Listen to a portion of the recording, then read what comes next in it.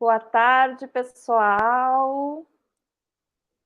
Boa tarde a todos e todas presentes na nossa live de hoje. Bom dia, boa tarde ou boa noite para todos e todas que forem assistir a esse vídeo depois. Eu sou a professora Erli, muitos de vocês já me conhecem. Sou doutora em Ecologia e idealizadora do canal e das lives Consciência. A ideia destas lives é fomentar o debate com todos os participantes do canal sobre diversos temas que envolvem ciência e outros conhecimentos ainda não validados pela ciência, mas que fazem parte de uma consciência comum. Aliás, você já se perguntou o que vem antes? Consciência ou ciência? Você pensou qual a diferença? Se desejarem, podem nos responder no chat. Eu vou aproveitar agora e vou chamar a Ana, co-coordenadora do projeto e mediadora convidada para participar de algumas lives neste canal. Ela vai nos ajudar a conduzir este encontro. Boa tarde, Ana. Tudo bem com você? Obrigada por estar conosco, nos apoiando nas lives e contribuindo para o crescimento do canal. Você pode fazer a sua apresentação para o nosso público? Boa tarde, doutora Erli. Boa tarde a todos e todas que estão conosco. Bom dia, boa tarde, boa noite para quem vai nos acompanhar depois. Eu sou a Ana Guilhermina, sou terapeuta ocupacional, mestre em saúde coletiva e com um histórico longo de formações e experiência na lógica da diversidade e inclusão. Agradeço a oportunidade pelo rico convite de participar aqui no canal Consciência. Então, doutora Erli, muito obrigada. Estamos à disposição de todos aí no chat, fiquem à vontade para colocar as suas percepções, comentários e o que vocês entenderem que é necessário. E aí, doutora Erli, sei que tem aí um pedido especial para fazer para o pessoal que vai nos assistir e que está nos assistindo. O que tu tem para nos falar? Verdade, Ana, obrigada. Eu vou pedir para quem ainda não se inscreveu no canal para se inscrever agora. Aproveita e já curte o vídeo e chama alguém aí pelo WhatsApp para assistir a live que vai começar e que vai ser um show. Eu vou postar o link no chat para facilitar. Assim, vocês nos ajudam a chegar até pessoas que podem achar esse conhecimento útil e ampliar as nossas discussões. Gostaria de lembrar também que por volta dos 20 minutos de live, nós vamos disponibilizar o formulário para quem quer receber o certificado e ele fica fixo no chat. Então, é só preencher. Ana, você pode chamar o nosso convidado para a sala e fazer a apresentação dele? Claro, doutora Eli, é com prazer. Vem para a sala, Matheus, nosso querido convidado de hoje. Boa tarde, professora doutora Erli, Matheus, Aninha. Boa tarde. Matheus, eu queria então reforçar a importância, né, e a honra de contar com a tua presença. A gente já tem um pessoal ativo e presente aqui, que são naturalmente parceiros do canal, que estão te aguardando, né, assim, ansiosos para saber o que tu tem para nos falar. E eu já falei para eles também que fiquem à vontade para colocar percepções no nosso chat. Fique à vontade, então, Matheus, para falar da sua experiência, falar da nossa a live. A gente optou em trabalhar com a lógica do tema da diversidade e inclusão nos ambientes familiares, escolares e até corporativo, né? Vamos deixar aí claro para esse povo o que é diversidade, diferença da diversidade e da inclusão. E eu estou muito feliz de ter aqui e agradeço muito, muito mesmo a oportunidade, tá? Que Deus abençoe a nossa tarde, nossa e de quem está nos assistindo. Amém. Obrigado, Aninha. Obrigado, professora Eli, pela oportunidade. Boa tarde para todo mundo que está aqui assistindo. Bom, eu sou Matheus Felipe, para quem não me conhece, trabalho com a pauta de diversidade já há alguns anos, também estudo essa área, sou especialista na temática de diversidade e inclusão, e agora estou aí finalizando também meu mestrado na temática de diversidade e inclusão sobre essa pauta. Bom, eu sempre gosto de trazer uma história que eu vi uma vez, que é um conto, né? Não sei se foi real, mas que faz a gente refletir um pouco mais sobre essa pauta. Tem uma história de uma criança que cresceu numa casa onde tinha um muro enorme. E essa criança não conseguia enxergar o que tinha além desse muro. Essa criança percebia que tinha um buraquinho apenas naquele muro e que quando ela chegava ali e botava o olhinho, percebia que enxergava um pedaço de uma árvore do outro lado. O tempo foi passando, essa criança foi crescendo, aquele buraquinho do muro ia se deteriorando também aos poucos com o tempo, e aí ao chegar ali naquele buraquinho, que ia crescendo, percebia que já enxergava boa parte da árvore e um pedaço de uma casinha. O tempo foi passando, esse jovem foi crescendo, e aí ao chegar ali naquele buraquinho, conseguia já enxergar também a árvore por completo, boa parte da casa e até um pedaço de um riacho. Até que um dia na fase adulta, né, esse jovem cresceu, entrou na fase adulta, teve um grande terremoto na região. E aí aquele muro todo se deteriorou. E quando o muro todo caiu, esse adulto, ao enxergar aquela realidade, então depois daquele muro que limitou tantos anos aquela visão, trouxe a seguinte expressão: nossa, como o mundo mudou. Na verdade, não foi o mundo que mudou. Foi a perspectiva dessa pessoa sobre uma realidade que ela estava sendo desafiada a enxergar agora e que por muitos anos foi limitada por causa daquele muro. E aí a gente tem que fazer uma reflexão. Qual é a nossa perspectiva sobre a realidade social? Quando a gente fala de realidade social, nós estamos falando de diversidade. Diversidade é realidade. Diversidade vai abordar o conjunto das nossas características que nos mostram que nós não somos iguais, nós somos únicos. Mas esse conjunto de unicidades nos faz diversos dentro de uma comunidade. Todas as pessoas fazem parte desta palavra diversidade. E que vai abordar algumas características, como gênero, como cor, raça, etnia, cultura, geração, crenças, religiões, espiritualidades, posicionamentos, né, sexualidades, deficiências, limitações, entre outros pontos. A diversidade vai nos fazer entender essa realidade social que sempre existiu e que agora está tendo muito mais voz, protagonismo e representatividade por causa da globalização, dessa pluralidade e também pelos meios de comunicação, como as redes sociais, por exemplo. Sempre existiu. Só que agora a gente percebe que há muito mais espaço para essas pessoas, mas também abre muito espaço para debater a desigualdade. Porque quanto mais a realidade, que é a diversidade, aparece, mais a gente percebe o quanto a gente vive num mundo que ainda é desigual e também preconceituoso. Por que eu digo isso? Porque ao mesmo tempo que a gente vai percebendo essas diferenças crescendo na nossa sociedade, eu já tive presente com várias pessoas que diziam bem assim, nossa, mas como o mundo está diferente, porque agora é pessoa trans, é pessoa não binária, é pessoa gênera, é pessoas de diferentes gêneros, é pessoas com diferentes limitações, deficiências, culturas, espiritualidades, sempre existiu. Só que nós criamos essa complexidade por muitos anos, e isso foi passado de geração em geração, cultura em cultura. O mundo, ao mesmo tempo que ele é diverso, ele é complexo porque a gente não foi educado para ser inclusivo. Educação inclusiva não foi uma das disciplinas que a gente aprendeu na escola. E aí o que acontece? Eu, por exemplo, estudei a vida toda em colégio público, né? Escola municipal, escola estadual, escola federal.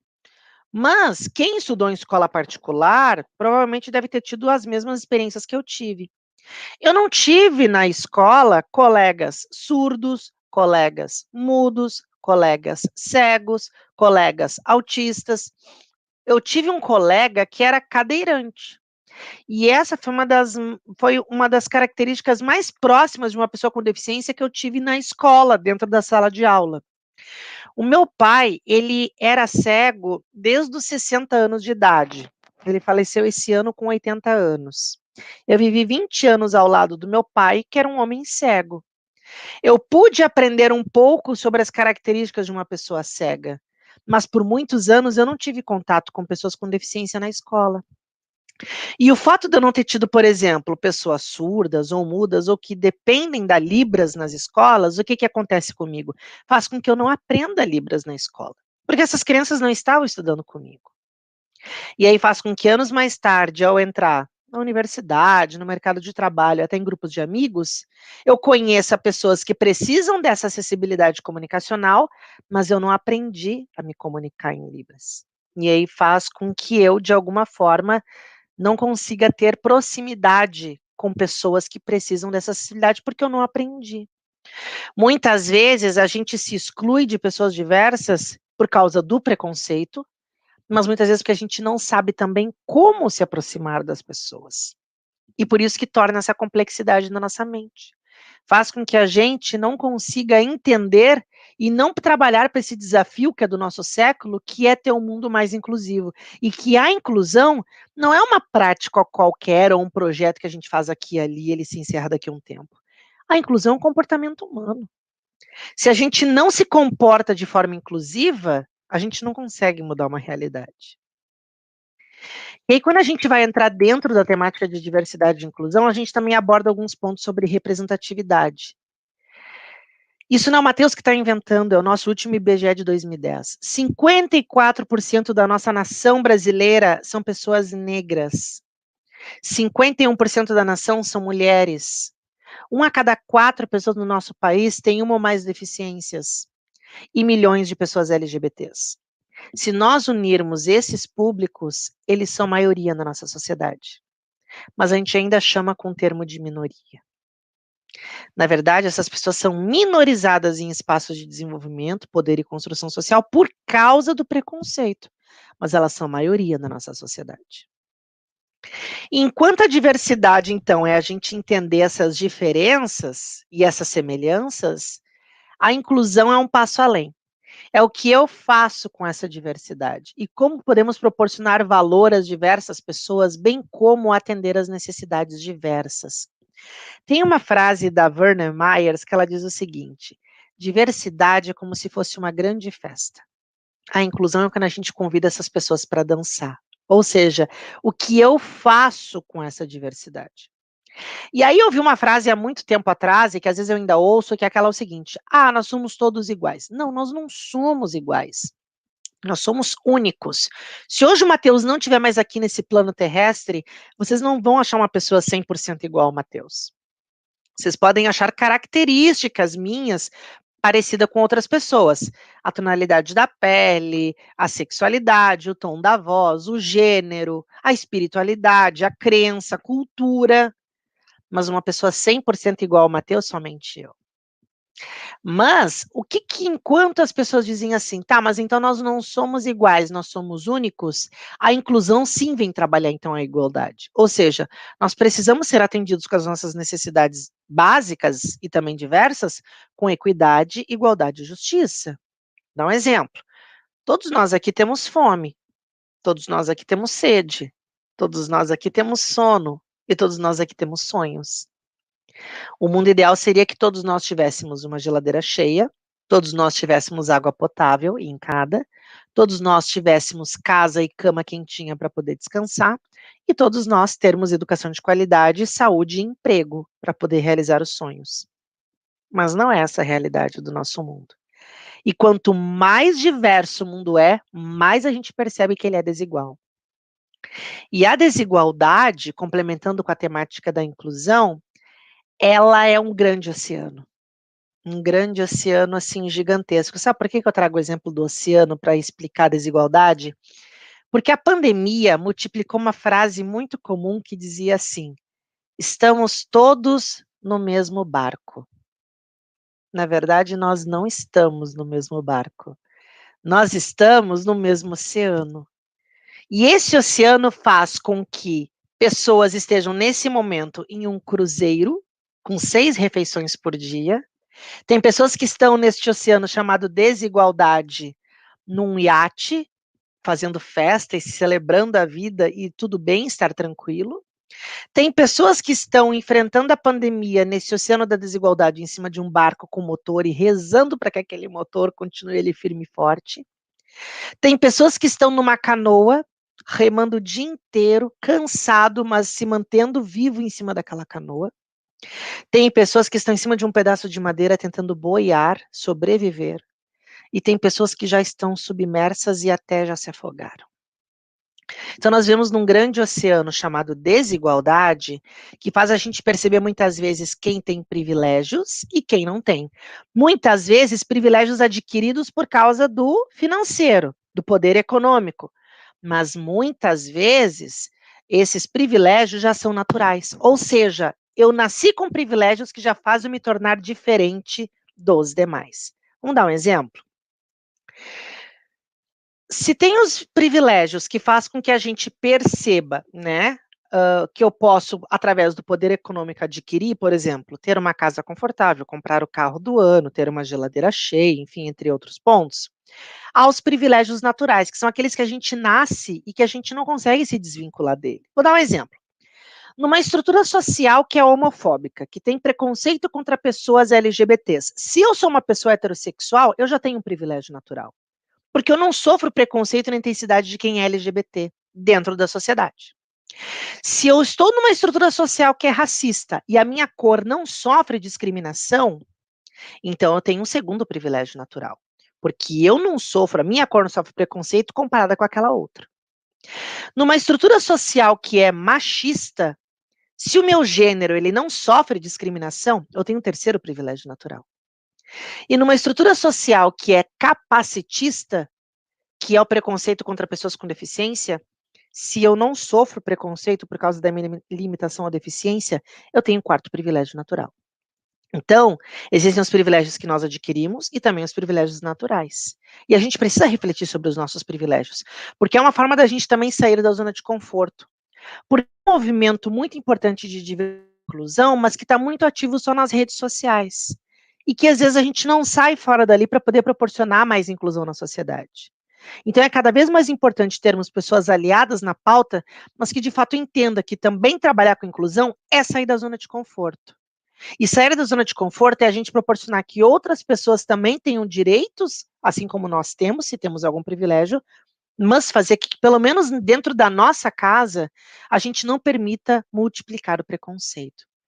Mas como é que a gente consegue entender um pouco o preconceito? A gente tem que entender os nossos vieses. Tem uma amiga minha que é a Gisele Gomes, que ela é incrível, assim, ela também é especialista na pauta de diversidade e inclusão, e ela aborda muito a questão da pauta da equidade de gênero. Ela fala uma frase muito interessante que é o seguinte: se você tem vieses, se você tem cérebro, você tem vieses. Vieses são todos os pensamentos, os manifestos que a nossa mente reproduz a partir de um determinado conhecimento. Eles podem ser, às vezes, conscientes ou inconscientes. Eles são moldados, muitas vezes, por causa de alguns pilares. Pelo comportamento, no qual a gente aprende o que é certo e o que é errado, numa sociedade que limita o que é certo e o que é errado, e às vezes não tem nem direito a isso. A educação que a gente recebe, a cultura que a gente está inserido, o que a família nos ensina, os estereótipos que convivem conosco e as crenças.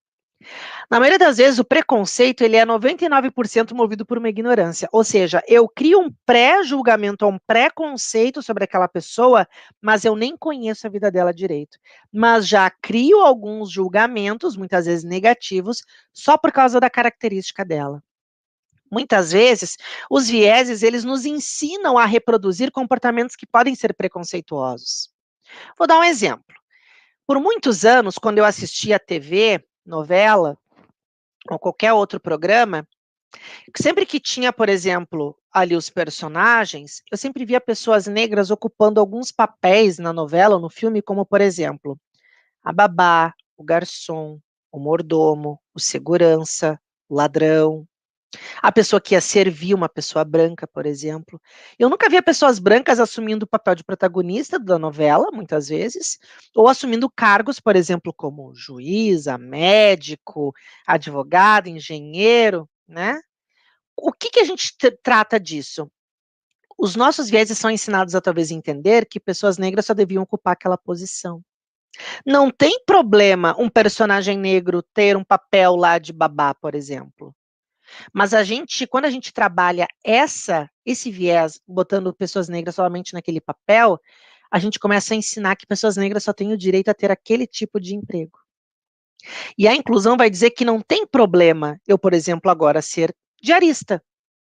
Mas essa não pode ser a única condição para eu poder sobreviver. Eu também tenho que ter direito, de fato, a estudar e querer ser médico, querer ser astronauta, querer ser engenheiro, querer ser relações públicas, querer ser professor. E muitas vezes os nossos vieses ensinam a olhar para aquela pessoa apenas com um estereótipo. Então a gente precisa conhecer os nossos vieses e o que de fato ele está nos ensinando. Sabe por quê? Porque isso faz com que a gente chegue num momento onde a gente comece até a gerar desigualdade por causa dos nossos vieses. Vou dar um exemplo. Falando agora um pouco da minha vida pessoal, para quem não conhecia um pouco da minha vida. Meu pai ficou cego quando eu tinha 13 anos. Quando eu tinha 13 anos, eu sempre gostei de um doce chamado brigadeiro. Até a professora Eni perguntou para mim o que que era aquela placa que está ali atrás. É uma placa que eu ganhei um prêmio há mais ou menos uns, sei lá, 6 anos atrás, por aí, que era um prêmio que eu ganhei como o melhor brigadeiro da região por uma revista. Eu tinha uma brigadeiria e eu vendia brigadeiro desde os meus 14 anos. Eu vendi brigadeiro até os meus 27, agora eu tenho 31. E era muito engraçado, porque quando eu ia vender meus brigadeiros, eu conheci muitas pessoas mesmo, que me ajudaram muito na minha vida. E que foram muito generosos comigo, me colocando em espaços onde eu jamais ia conhecer. Vendi brigadeiros em espaços que eu jamais achava que ia entrar algum dia. E aí o Matheus, ele veio de uma família que era muito, muito pobre de dinheiro, mas muito rica de amor. O Matheus é LGBT desde que ele nasceu. Eu sempre fui gay. Eu nasci gay. E a minha família sempre foi uma família muito acolhedora. Eles me deram muito amor desde pequeno e nunca questionaram a minha sexualidade. Muito pelo contrário, mas isso é um privilégio. Porque muitos amigos meus que são LGBTs não tiveram esse privilégio de ser aceito dentro de casa, muitas vezes pelo pai e pela mãe. A minha casa, por muitos anos, chegou, inclusive, a ser abrigo para pessoas LGBTs, amigos meus, que não tinham, às vezes, nem para onde ir. Mas o que eu quero dizer com isso? O Matheus, por ter nascido numa família muito pobre de dinheiro, fez com que sempre foi tudo muito difícil. Eu lembro quando meu pai ficou cego, a gente estava numa situação muito delicada. E depois chegou um ponto em que o meu pai ele ficou doente, e a minha mãe sempre foi dona de casa. E eu desde cedo trabalhava para poder trazer dinheiro para dentro de casa, né? Eu me lembro que eu queria trabalhar, então eu já comecei a trabalhar muito cedo. Eu entreguei panfleto, eu trabalhei num camelô de domingo a domingo, eu fui operador de telemarketing, eu fui de tudo um pouco. Fui auxiliar de pedreiro, tanto que quando eu me mudei para cá, agora eu moro em Canoas, eu que pintei a casa toda, porque eu aprendi a pintar naquela época, parede, fazer reboco, tudo. E aí, o Matheus, ele sempre teve sonhos. Eu me lembro que a minha mãe sempre dizia assim para mim: "Bah, que vontade da gente arrumar na casa onde a gente morava anteriormente. Que vontade de arrumar esse telhado, né? Porque quando vem o inverno, quando chove, que nem esses dias que choveu bastante aqui na região, a minha casa ficava alagada. Parecia que chovia mais dentro de casa do que na rua, porque era cheio de goteira, infiltração, e era balde para tudo que é lado, era pote de sorvete no chão, era panela para segurar as goteiras da casa.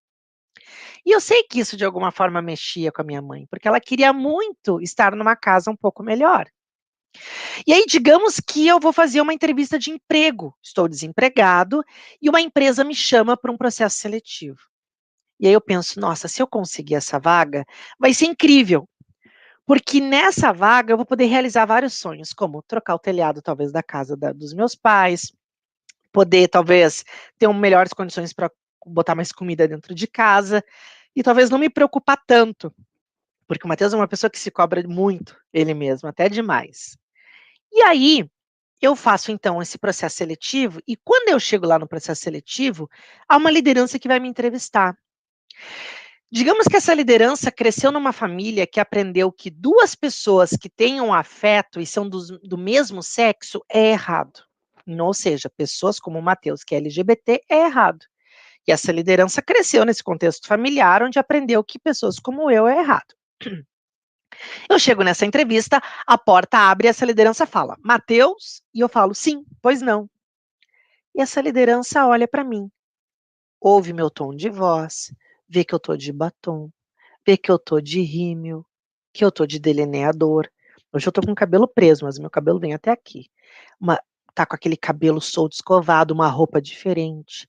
E começa a vir várias informações na mente dessa liderança, até que vem a confirmação no viés. É gay. E quando vem a confirmação do é gay, vem várias outras informações acompanhando, todas aquelas piadinhas que aprendeu durante a vida, os ensinamentos que os pais trouxeram que pessoas como Matheus é errado, e entre outros pontos. Essa liderança, na hora, toma um susto. E aí percebe, eu não posso, né, neste momento, excluir o Matheus. E aí a entrevista acontece, falo sobre a minha vida, falo sobre as experiências, e realmente eu tenho as competências para aquela vaga. E essa liderança fala um pouquinho sobre ela, fala sobre a vaga, agradece a oportunidade e diz que o RH vai entrar em contato comigo dando uma informação se eu passei ou não. Eu volto para casa, feliz, confiante, que eu acho que eu vou passar nesse processo, porque esse salário que eu vou receber, esses benefícios, vai ajudar a realizar os sonhos que eu tenho lá na minha casa com a minha família. E aí essa liderança pega o telefone, vai lá, liga para o RH e diz o seguinte: olha só, recebi hoje o Matheus, né? Diferente ele, né? Legal, esse assunto de diversidade, ganhando espaço. É o seguinte, eu gostaria que você desse retorno para o Matheus agradecendo a oportunidade, mas ele não vai passar nesse momento no processo, porque faltou alguns pontos ali para o time, eu acho que faltou algumas competências para ele poder estar nessa nossa vaga. Então, agradece ele a oportunidade, diz que ele pode se inscrever em outras vagas de outras áreas aqui da empresa, mas nesse momento aqui, para mim, a vaga, eu agradeço o Matheus e vamos dar continuidade com os demais candidatos. O RH pensa, né, não, tranquilo, né, não deu aquele match profissional, né, faltou competência, faltou talvez ali alguma coisa decisiva, né, ok. E essa pessoa, então, dá o meu retorno, dizendo para mim que não passei no processo. Tudo bem, não foi dessa vez. Mas talvez o que o Matheus e o RH não saibam é que o Matheus ele não foi avaliado pela competência nesse processo seletivo. O que chamou a atenção foi a aparência. E fez com que o Matheus não entrasse naquela vaga só por causa de ser quem ele é. Isso é uma discriminação. Eu estou dando a possibilidade de o Matheus voltar para a linha da desigualdade e não realizar os sonhos que ele tinha, só pelo fato dele ser quem ele é e não bater aquele viés de proximidade com aquela pessoa que estava recrutando. Isso é uma discriminação. Essa é uma das ações que o nosso viés pode provocar. Ou seja, não criei simpatia com o Matheus pela aparência dele, tenho o poder aqui de escolher quem eu quero para minha vaga e não vou escolher o Matheus. O meu viés gerou uma ação, discriminação.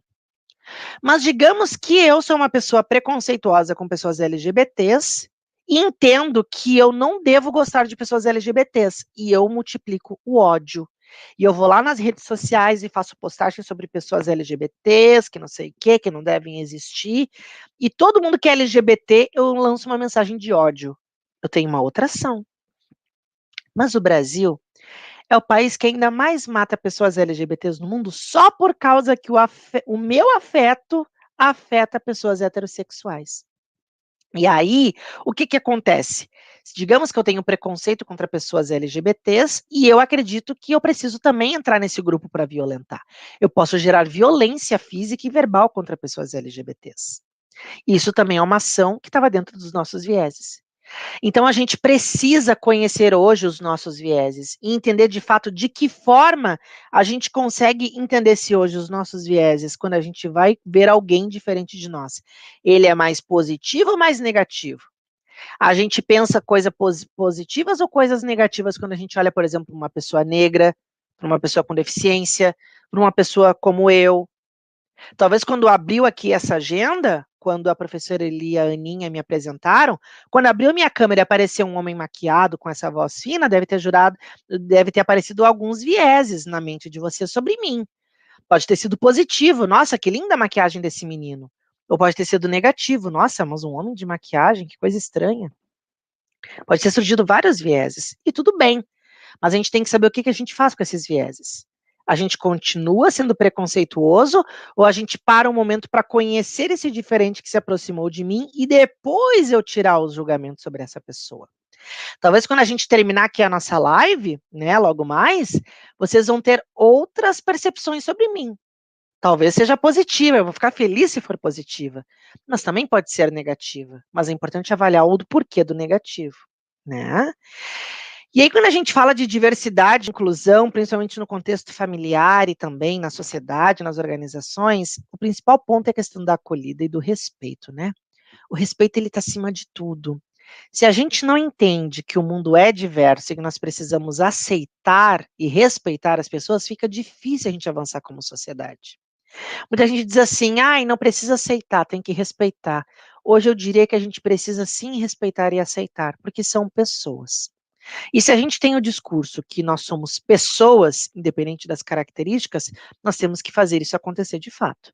A gente, então, trabalha para um mundo onde todas as pessoas tenham respeito, onde todas as pessoas se sintam incluídas ou não. E aí a gente tem que também entender a importância de integração e de inclusão. E aí para qualquer contexto, familiar, no mercado de trabalho, na escola e na sociedade. A integração, ela faz com que haja diversidade nos espaços, mas ela faz com que as pessoas ainda se sintam diferentes só por causa da sua característica. Por quê? Eu vou dar um exemplo. Digamos que aqui a gente tem a nossa empresa, e o nome da nossa empresa aqui é Consciência. E a empresa Consciência, ela é integradora. Por quê? Porque vai acontecer um evento logo mais às 6 horas da tarde, digamos que esse evento, todos os colaboradores aqui foram convidados. E nós iremos falar sobre o novo posicionamento comunicacional da nossa empresa. E aí eu vou abrir esse evento. E aí eu tô indo lá rapidinho, né, para o mezanino, onde vai acontecer a nossa abertura desse evento, onde todos vocês vão ser direcionados para ir para lá para assistir. E aí eu tô indo para o caminho, e aí me para, digamos assim, a Aninha. E a Aninha diz assim para mim: oi, Matheus, olha só, vai ter um evento agora às 6 horas, né, mas é o seguinte, eu não sei se você chamou intérprete, porque nós temos o nosso colega do time que é surdo e precisa de intérprete. E aí eu lembro que eu esqueci de chamar. Eu digo, Aninha, infelizmente eu esqueci. Mas vamos fazer o seguinte, eu vou pedir para o pessoal da comunicação gravar esse evento, nós vamos colocar uma caixa ali de libras com a tradução e depois, quando estiver pronto, nós enviaremos para o colega. Pode ser? A Aninha pensa, se essa é a única opção, tudo bem. E aí eu vou correndo, que eu tenho que ir lá para o mezanino para fazer a abertura, e aí para um outro colega nosso, que é cadeirante, e diz assim para mim: Matheus, eu vi que a reunião vai ser no mezanino, mas a minha cadeira de rodas não chega até lá, porque não tem elevador e eu não consigo subir a escada. Há a possibilidade da gente fazer aqui no pátio da empresa, onde cabe todo mundo e tem acessibilidade? E eu digo, bah, colega, seria tudo, mas assim, já está tudo montado, telão, tudo, e eu não consigo mudar isso. Mas a gente vai gravar este evento para um outro colega nosso que é surdo e te enviaremos também vídeo para você assistir depois. Pode ser? Aí o colega pensa, se essa é a única opção, pode. Isso é integração. Há diversidade, mas as pessoas continuam se sentindo diferentes por causa das características delas. E a empresa não caminha para trabalhar isso de uma forma inclusiva. A inclusão vai ser diferente. Nesse caso, teria intérprete, daqui a pouco eu já saberia me comunicar em Libras e poderia vir os colegas surdos lá dentro do nosso bate-papo, que eu ia também traduzir simultaneamente em Libras. Ou daqui a pouco, no caso do colega que é cadeirante, teria um elevador até o mezanino, ou não seria no mezanino, seria em outro lugar onde esse colega pudesse estar participando. Mas eu vou dar um outro exemplo de inclusão. Digamos que eu sou uma pessoa cadeirante. E a gente tem que entrar aqui na nossa empresa todo dia às 9 horas. Mas eu chego todo dia às 9h15. E aí vocês começam a perceber que o Matheus chega todo dia às 9h15. E ninguém entende o porquê. E aí, o tempo vai passando e a minha liderança, que é inclusiva, vem conversar comigo e descobre que eu chego todos os dias 15 minutos atrasado, porque o único ônibus que tem acessibilidade e que passa no meu bairro, ele passa às 6 horas, às 8h30 da manhã. E eu levo 45 minutos para chegar ao trabalho. Então, por isso que eu chego todo dia 9h15. Há uma barreira que faz com que eu chegue todo dia atrasado, que é o caso, o ônibus que só tem acessibilidade naquele horário. E a LBI, que é a Lei Brasileira de Inclusão, que é um documento muito gostoso de ler, se vocês botarem no Google, Lei Brasileira de Inclusão, LBI, vai aparecer o documento. Tem algumas páginas, e esse documento vai abordar sobre a questão da inclusão da pessoa com deficiência na sociedade, entre vários pontos, educação, mercado de trabalho, saúde, etc. O que a LBI fala para nós? Ela diz o seguinte, uma pessoa com deficiência continua sendo uma pessoa com deficiência não somente da condição dela e do enquadramento como uma pessoa com deficiência, mas também pelas barreiras sociais que existem. Ou seja, digamos que eu preciso chegar no trabalho todo dia às 9 horas, e eu saio de casa com a minha cadeira de rodas, mas é estrada de chão batido, é 1 quilômetro para chegar até a parada de ônibus, eu chego esbaforido, cansado, e ainda pego um ônibus sem acessibilidade, onde precisam me carregar para botar dentro do ônibus. Olha as barreiras que eu enfrento todos os dias para chegar no trabalho. E quando é dia de chuva, que tá tudo embarrado, e eu não tenho como dizer pro meu chefe que eu não vou poder ir trabalhar hoje por causa da chuva. Eu preciso estar lá, mas eu vou ter que pegar a cadeira de rodas com o guarda-chuva pendurado aqui no meu ombro, segurando, indo com a cadeira de rodas naquele lamaçal para chegar até a parada, já vou estar todo molhado para alguém se disponibilizar a me carregar dentro do ônibus, para que eu consiga pegar o ônibus até chegar ao meu trabalho. Olha as barreiras que eu enfrento. Então, gente, a LBI é um documento muito interessante que faz a gente entender hoje os desafios que existem na sociedade. E a gente precisa se atentar a isso. E aí, digamos, então, que essa liderança descobriu que esse era o motivo e chega para mim e fala: Matheus, nós percebemos que você enfrenta uma barreira social em função do ônibus e nós temos 3 opções para você. A primeira é te proporcionar trabalho 100% remoto, se isso for possível. A segunda opção é fazer com que o teu horário seja a partir das 9h30. Então, tu possa chegar tranquilamente 9h15, começar 9h30, tu não vai ser descontado desses 30 minutos, vai ser abonado, tu não vai ter nenhum desconto salarial e tu tem essa possibilidade de chegar 9h30. Mas se tu não quer ser diferente dos demais e quer bater o ponto às 9 horas, nós percebemos que existem 3 colegas ali num raio de 3 a 4 quilômetros da tua casa que vêm de carro todos os dias e nós estamos dispostos a pagar um auxílio de custo para esses colaboradores, aquele que te sentir melhor para também querer vir de carona, e você ganharia carona ida e volta todos os dias. Faz sentido alguma dessas para você? E eu percebo que a terceira opção faz mais sentido para mim. Mas só que a empresa ainda ficou um pouco inconformada com a situação, porque, poxa, hoje é o Matheus que a gente está conseguindo, né, dar uma qualidade de vida melhor no trabalho, mas amanhã pode ser um outro colega que mora em outro bairro, ou daqui a pouco pode ter outras empresas que não têm esse nosso perfil. E tem pessoas com deficiência que estão nesse momento, né, sendo excluídas e a empresa não entende que há uma barreira social. E aí, digamos que eu sou o CEO aqui da nossa empresa Consciência, eu vou lá na prefeitura, marquei um horário com a autoridade máxima e trago o seguinte: bom, a nossa empresa tem tantos por cento de crescimento na sociedade, a nossa empresa contribui em tantos por cento de impostos para o município, e nós temos um acordo. Nós estamos enfrentando um grande problema que nós temos colaboradores que estão chegando atrasados no trabalho, porque não há ônibus com acessibilidade para esses públicos. E nós queremos, então, investir tanto de dinheiro aqui para compra de ônibus com acessibilidade, e em contraproposta, vocês descontam esses valores em impostos futuros, daqui a 2, 3 anos. E a prefeitura acha bárbara essa ideia. E aí passa um tempo, começa a chegar um monte de ônibus novo no nosso município, com acessibilidade, com ar-condicionado, e as pessoas começam a dizer: vocês viram os novos ônibus que chegaram aqui no município? Tem até ar-condicionado. E as pessoas começam a dizer: sim, parece que foi uma empresa aqui do nosso município, aquela empresa chamada Consciência, que fez um acordo com a prefeitura e investiu dinheiro em troca de isenção de alguns impostos, porque tinha um colaborador que chegava todo dia atrasado, porque o ônibus que passava lá só passava com acessibilidade naquele horário. E as pessoas começam a dizer: tá, mas existe empresa assim? Existe. E essas pessoas começam a procurar nossa empresa, mandam currículos porque querem trabalhar. E nós que trabalhamos na empresa sentimos muito orgulho de estar nessa empresa, porque a nossa empresa pensa realmente no próximo. E aí a gente vai crescendo na nossa imagem, as pessoas começam a consumir mais os produtos ou serviços da nossa empresa, as pessoas começam a querer vir trabalhar na nossa empresa, as pessoas que estão aqui dentro querem trabalhar e querem mostrar que são felizes porque se sentem felizes na nossa empresa. E aí, quando vê, a nossa empresa está ganhando muito no mercado. Por isso que eu digo, tudo aquilo que as empresas falam hoje, que diversidade é aquilo que traz lucro, inovação, produtividade, engajamento, é a ponta de um iceberg, que toda empresa um dia quer chegar. Mas para chegar lá, a gente tem que trabalhar o outro lado, que é o respeito, a inclusão, a aceitação, a empatia, os direitos e as oportunidades com equidade, igualdade e justiça para todas as pessoas. Senão a gente não consegue avançar como sociedade. E por isso que é tão importante hoje o debate dentro das organizações, para que a gente possa, de fato, trazer um mundo muito mais inclusivo e muito mais humano.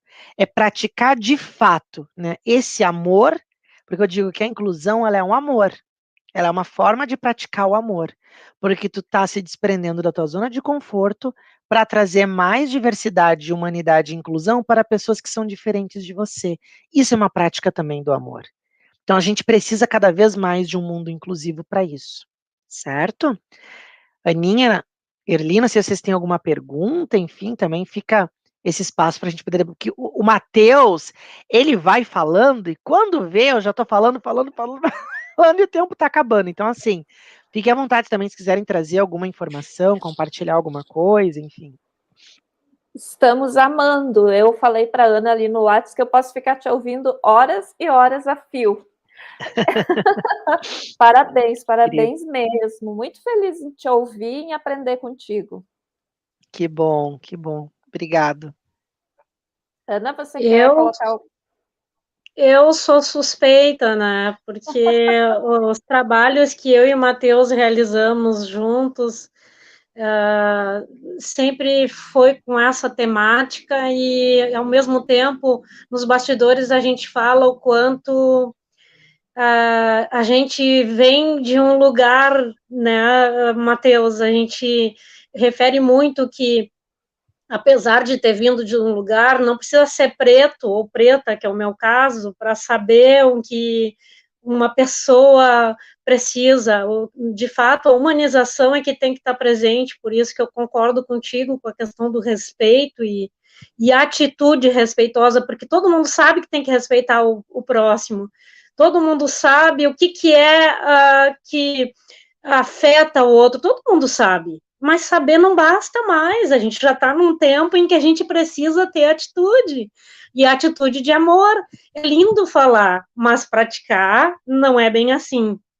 É outra coisa, né? Quando a gente traz um tema de diversidade e inclusão no meio familiar, escolar e na empresa, a gente está falando de potencializar pessoas, de potencializar ambientes, de potencializar, inclusive, capital humano, seja ele onde for. Professores aprendem com crianças diversas, aprendem num ambiente diverso, né? Crianças aprendem um com o outro, famílias aprendem, ou seja, na realidade, todos ganham. A mesma coisa no ambiente corporativo. Então, todas as empresas já sabem que não basta ter espaço de recrutamento e seleção, que na realidade não é isso que garante a diversidade, né? Eu recruto, enfim, tanto que a gente tem visto aí nas mídias empresas com uma falácia nesse sentido, mas que a realidade do ponto de atitude não é bem assim. Então, não basta ter grandes movimentos nessa ponta de iceberg que o Matheus refere, direcionado para as falas da diversidade e inclusão, se no dia a dia gestores são mais gestores do que líderes. Veja que os exemplos que o Matheus falou exatamente de liderança, e eu estou falando aqui de liderança positiva, porque por vezes empresas contratam, mas ali na ponta, aquela pessoa que foi contratada está, na verdade, em sofrimento, né, Matheus? Muito se ouve esse tipo de situação. Eu, na lógica da terapia ocupacional, que trabalho diversidade, inclusão, tanto nas famílias, nas escolas e nas empresas, tenho escutado inúmeras falas com sofrimento já, sabe, com situação e a própria Organização Mundial de Saúde fala do número de pessoas que estão em licença saúde, não é à toa que saúde mental está sendo super falada, a condição de saúde mental de pessoas que precisam batalhar pela sua inclusão não é tão simples assim, né, Matheus? Eu queria que tu falasse um pouco sobre isso, assim, pela tua experiência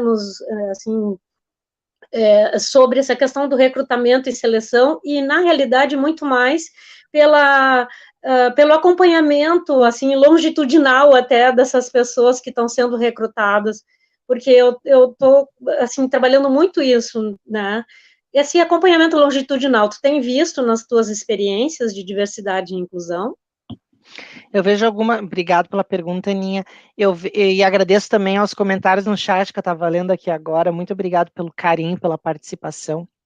Um ponto importante que eu vejo é o seguinte: tem muitas empresas que estão trabalhando a inclusão de uma forma muito verdadeira, assim, que estão aprendendo que vai muito além daquela campanha colorida, daquele produto diferente, mas sim a gerar oportunidade para pessoas e trazer também o respeito, né, e o combate à desigualdade. Eu percebo que muitas empresas investem em alguns recursos, por exemplo, né? Tem alguns programas, inclusive, de seleção, que hoje eles dizem que trabalha às cegas, que é uma expressão de dizer onde eu não enxergo a pessoa que está fazendo o processo seletivo, e aí essa pessoa muitas vezes participa do processo, ali só conta alguns pontos durante a entrevista, né? A gente não enxerga o rosto da pessoa e nem a voz. Tem programas que, inclusive, muda a voz da pessoa para tu não saber quem é a pessoa, como se fosse um amigo oculto mesmo. E aí o que conta ali no processo seletivo é o quê? As competências e as experiências, né, que teve. E aí o processo vai, tu vai filtrando e vendo aquela pessoa mais competente para a vaga que tu quer, e aí quando o processo seletivo acaba e tu escolhe a pessoa, é que aí tu conhece o rosto dela e as características. Então são processos inclusivos que muitas empresas utilizam, porque muitas vezes dentro do RH, dentro da área de recrutamento e seleção, podem haver vieses que excluem as pessoas só por causa da sua característica.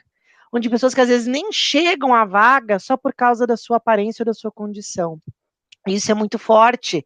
Eu percebo muitas pessoas, por exemplo, LGBTs, não falando sobre a sua sexualidade ou escondendo a sua sexualidade no processo seletivo, porque não sabe se naquela empresa ela vai ser aceita.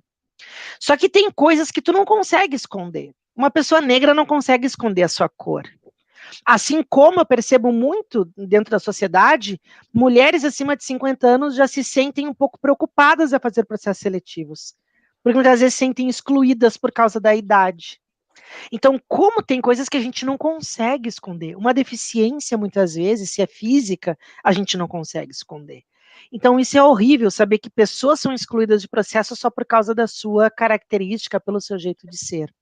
Mas tem empresas que estão investindo fortemente em programas de diversidade, trabalhando inclusive com metas sociais. Metas sociais é um nome, digamos assim, amigável para uma palavra que as pessoas geralmente têm ranço, que é a tal da cota. Na verdade, a cota, ela é uma meta social, uma estratégia para equilibrar uma sociedade que é desigual. E numa sociedade que é desigual, que ainda se apoia na tal da meritocracia. Ou seja, mas tem que chegar lá é porque venceu e porque lutou. Mas numa sociedade que é desigual, não existe meritocracia. Porque a caminhada é diferente para todo mundo. Tem pessoas que hoje têm que escolher se elas vão conseguir chegar na aula com o dinheiro da passagem ou se vão usar aquele dinheiro para comprar comida para dentro de casa. E aí é muito difícil a gente se apoiar na meritocracia como algo positivo, porque numa sociedade desigual ela não é. E aí faz com que a gente consiga perceber que tem empresas que estão indo contra a desigualdade e investindo em metas sociais para trazer mais diversidade para aquele espaço e oportunizar desenvolvimento e renda para quem por muitos anos não tinha. Para quem por muitos anos tinha que sair na rua para vender qualquer coisa na rua para ter o que comer dentro de casa. E muitas vezes tendo competência para entrar dentro de uma empresa. Ou talvez, muitas vezes, pessoas que não tiveram uma educação de qualidade, empresas que hoje investem em capacitações para pessoas que não tiveram essa oportunidade, para ter futuramente uma oportunidade de emprego melhor. Então, eu vejo que tem empresas que estão investindo na pauta de forma positiva, que estão trazendo o debate da inclusão como algo importante até para sustentabilidade da humanidade e das organizações, mas ainda tem muitas empresas que não entenderam a importância da inclusão.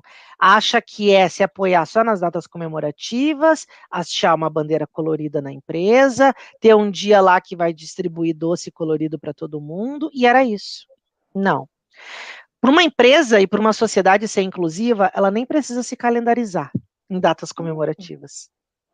É fazer de fato ações concretas e genuínas para que a gente consiga, de fato, numa sociedade, trazer inclusão de uma forma verdadeira. É oportunizar desenvolvimento e sair da zona de conforto. Eu dei o exemplo da prefeitura, né? Que a gente foi lá, fez um acordo e isentou impostos aquela ação. Então a gente precisa, de fato, sair da zona de conforto para transformar um mundo mais inclusivo. Matheus, assim, a gente tem trabalhado bastante no canal Consciência, exatamente isso, a gente tem conversado, né, doutora Erli, em reunião de bastidores. É lógico que a gente tem muito ainda a crescer, né, a gente estava conversando essa semana sobre essa questão de ter alguém com Libras continuamente, por que não futuramente aqui no canal, isso não é uma coisa que é uma tecla, pronto, clicou e vai lá, não é assim, a gente está construindo uma ideia. Mas a gente, enquanto doutora Erli e eu, a gente está incomodada com algumas questões relacionadas mesmo à diversidade e inclusão, no sentido de não é incomodada, é mais inquietas mesmo, querendo contribuir o que esse canal pode trazer de população para que a própria população nos coloque percepções e comentários, para que a gente possa expandir, trazendo pessoas até da própria sociedade, comunidade, pessoas que vivenciaram cenas que nos tragam aqui o seu conhecimento, que não precisa ser o Matheus, o palestrante, nem a Ana, nem o doutor Erli, que a população tenha realmente um espaço, né?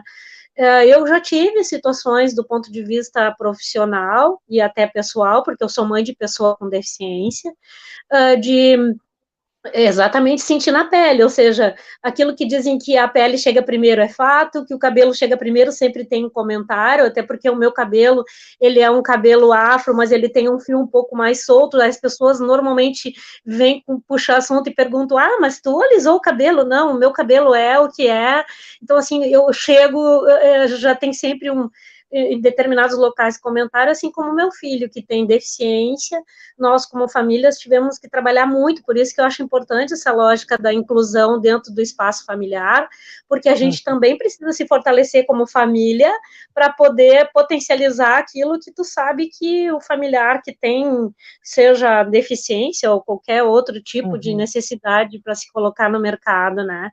Então, como mãe, eu vivenciei várias cenas de ter que fazer intervenções nos locais onde ele havia sido contratado por desrespeito mesmo, e porque ele não tinha condição, pela deficiência, de conseguir avaliar o que estava acontecendo. Então, o que eu passo, o que eu passei, muitas pessoas passam, né?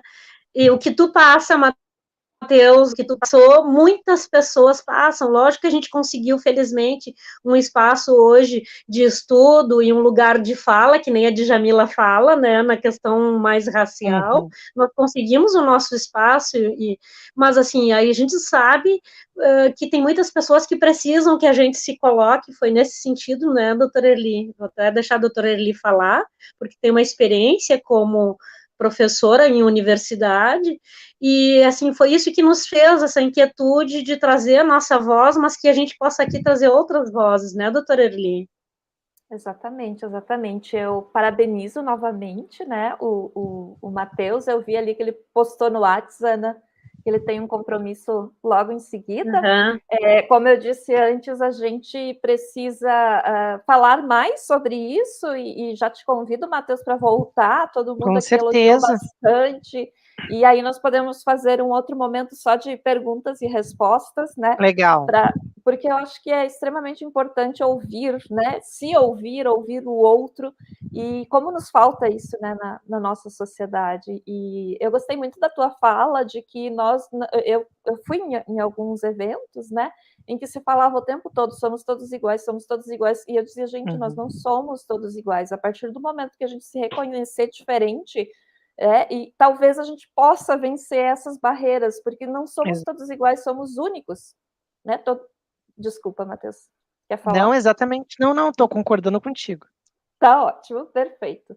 Então, é um prazer imenso te receber aqui. Eu tenho certeza que todos e todas aprenderam muito, né? Eu vou, com certeza, assistir esse vídeo outras vezes, porque alguns exemplos que você trouxe muitas vezes me faltam quando eu tento expressar o que eu estou.